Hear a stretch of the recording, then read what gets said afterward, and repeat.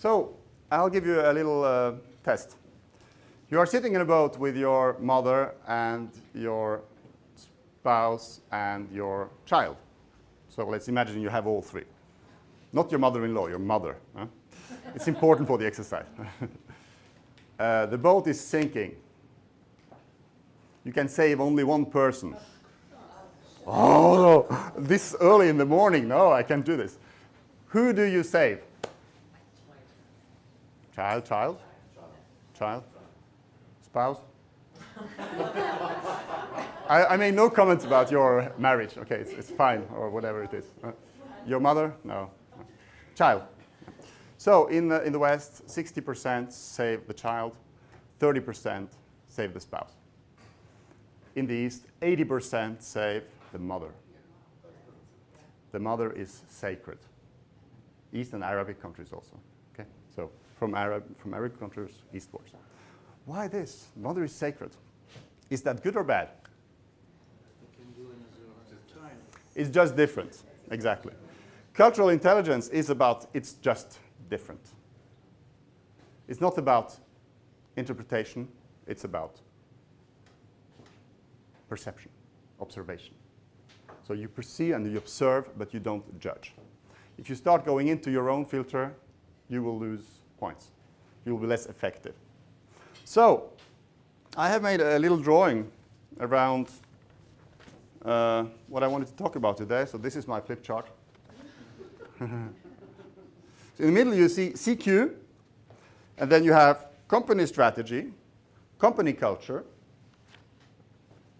digital and agile, and generation Y.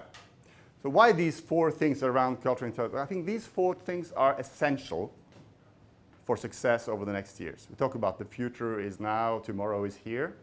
But these are four things that need to be connected, and they will have a relation with cultural intelligence. Cultural intelligence can help you to do this, and it will be impacted by this. So we talked about strategy. Company strategy, in fact, should have international aspects. We're talking English in this room, so probably you have some international activities. So it should take into account, how am I effective in another country? How do you know? By the way, first of all, why should you adapt to other cultures? I mean, isn't your culture the best in the world? I mean, I come from Norway, which is a very small country with a very strong culture. Yesterday was a national day. I had the honor of even holding a speech with all the Norwegians here in the area.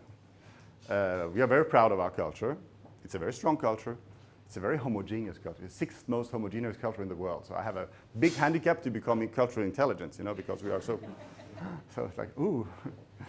But it's not the only best culture in the world. It's one of them. It's one of the 300 best cultures in the world. Best cities to live in the world. Yeah. You see, you're proud too. Yeah? So now we can fight about which is the best culture. In fact, everybody is right, and that's the point again. Which is, yes, your culture is great.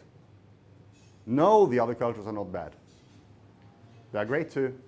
If you start there, you get somewhere. Now, that doesn't mean that you have to give up your own culture. No, in fact, you can use it with cultural intelligence. And when you have a strategy in a company, then you need to find out, how can I be sure that I'm effective in another culture? So how did you become effective in Asia? How did you become effective in negotiations? You adapt. It takes a long time to create a rapport, to create a strong relation that stays then afterwards, because you have it. It's in with an Asian person. Yes. Get somebody local to give you honest feedback. It's very difficult, but if you get there, it's fantastic, because then you can really adapt to the situation. Now, how much do you have to adapt? 10%, 50, 80? 100? Yeah. So that depends on the situation. It's like negotiation, So you can adapt. If you really want to blend into the place where you are, if you talk about being in another country, 100 would be exceptional. That would be like speaking the language, going to the same places, having friends that are strong, and so on and so on. So then you're very high. But on the short term, you're not always able to do that. So I would say the adaptation should be proportional to the expected result. So this is sort of a line, expected result. Yeah, if you are visibly not defined as being adapted completely, sort of a little bit adapted, then you're not as effective.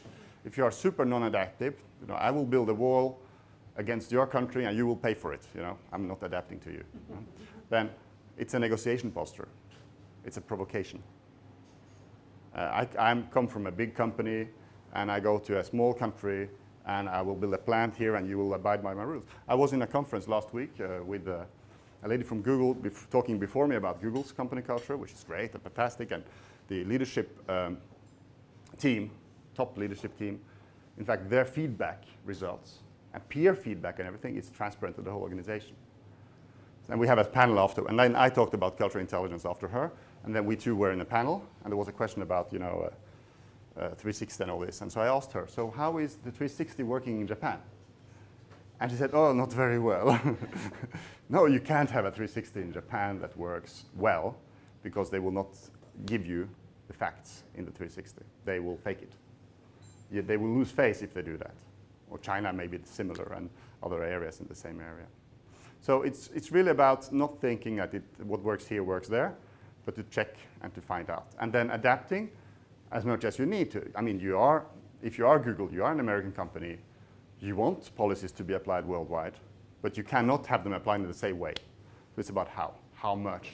And do I adapt my policies to the local flavor, or do I just push them out, and then I know that the results are different when it comes back. So cultural intelligence, when it comes to strategy, it's about also visualizing the situations that your staff will be in or yourself will be in when you are in that place. So which are the situations I'll be in? Which are the people that locally can give me feedback?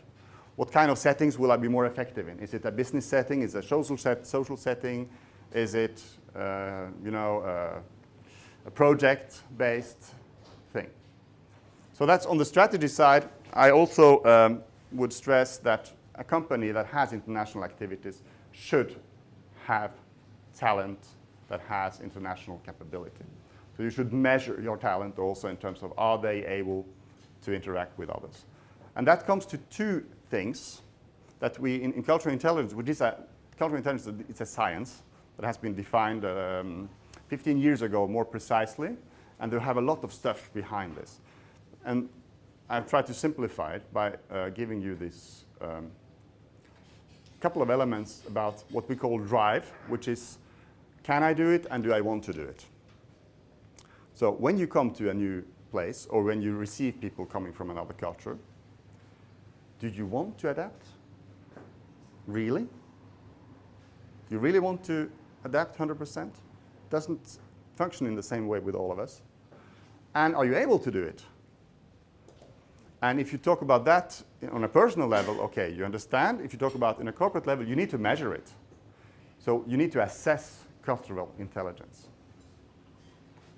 And that means you need to assess the individuals and the groups that are going to have contact with people from other cultures to find out if this is going for your company to be a success, a failure, or something in between. If you don't do it, your competitor does it. Your competitor will be welcome. It's like inviting somebody for a dinner, at home, and that you don't know really well. And the person comes and doesn't care about what you are cooking, doesn't care about your family, doesn't care about your furniture, just talks about himself or herself all the time, and goes away. Will you invite that person again? No, if you don't have to, because it's the boss. Okay. Now somebody comes and says, oh, what is this? I never saw that dish before. What is it? Ah, yes, it's a traditional Lebanese dish. Oh, really? Yeah, okay. And then, oh, really? And then, oh, where did you get that chair? I had a similar chair. Yeah, I got it on an auction, blah, blah, blah. Okay, you see what I mean. Interest, reciprocity, business. If you apply that to business, of course. Okay, so same thing goes with business. If you have somebody that doesn't understand a supplier or a customer, that doesn't care about your company, doesn't know about it, if you have a candidate for an interview that hasn't seen the website, I mean, all these kind of things, it's the same logic. Interest creates interest. Reciprocity. So the company culture should have an element of international in it also. If you are a diverse, I mean, the EBU, we had 51 nationalities of staff, most of 44 in Geneva and 7 more abroad.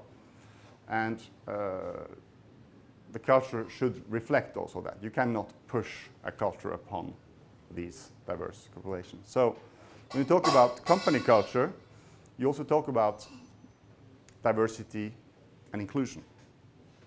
And diversity and inclusion is not a philanthropic, nice thing for me. It's, again, about efficacy. It's about being efficient and effective. Because if you have a homogeneous population, it's boring, it's less innovative, and it's sometimes dangerous. Because you have groupthink, you go all in the same direction, and you fall over the cliff like les moutons de Panurge. So you will have this kind of situation that you risk. Diversity creates chaos. Spontaneous diversity is chaotic. In this room, you are extremely diverse. It's chaotic. Diversity is chaotic. Many cultures, chaotic. So you need to manage it. Then it becomes better than homogeneity. When diversity is not managed, it's worse than homogeneity. So if you need to be effective, fast, and so on, if you have a sort of a group think, you will be very fast. But you might go in the wrong direction. If you are diverse and it's managed, then it will not be in the wrong direction because you will have resistance, you will have discussion, you will have checks and balances. You will have a richer picture of where you're going, and you will be going in the right direction, and you will have a better plan. The same thing goes for company culture and cultural intelligence.